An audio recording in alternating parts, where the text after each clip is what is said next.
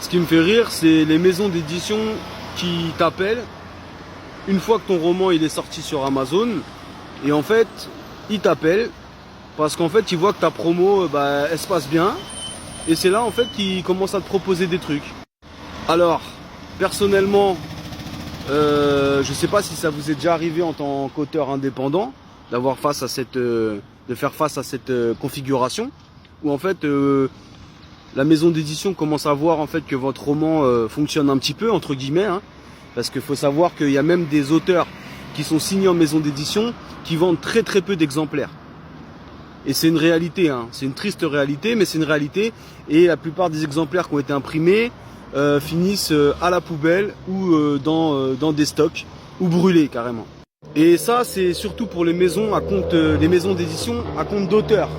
Si vous êtes auteur et que une maison d'édition à compte d'auteur vous contacte, sachez que c'est de l'escroquerie pure et simple. C'est juste une maison qui va imprimer en fait votre livre et qui va pas faire de promo plus que ça. Elle va peut-être faire une petite promo rapide, elle va le mettre dans quelques librairies et puis c'est tout. Et vous allez vous retrouver en fait avec 1000 livres imprimés, et sur les 1000 vous allez en vendre une vingtaine, et le reste ça va être brûlé, ça va être du gâchis de papier phénoménal. Donc comment expliquer en fait à ces éditeurs que ça ne m'intéresse pas en fait? Très gentiment bien évidemment, sans jamais les envoyer sur les roses, mais en fait c'est un petit peu trop tard en fait.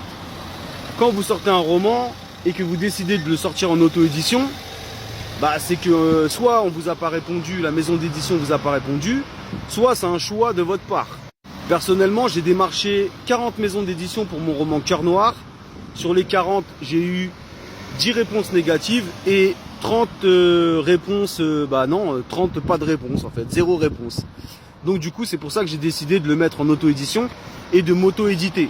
Moi, je voulais de la visibilité. La maison d'édition peut vous donner de la visibilité, mais attention, il faut que ce soit une maison d'édition à compte d'éditeur. C'est elle qui prend tout en charge. Votre pub, votre correction, vos impressions et tout ce qui est communication.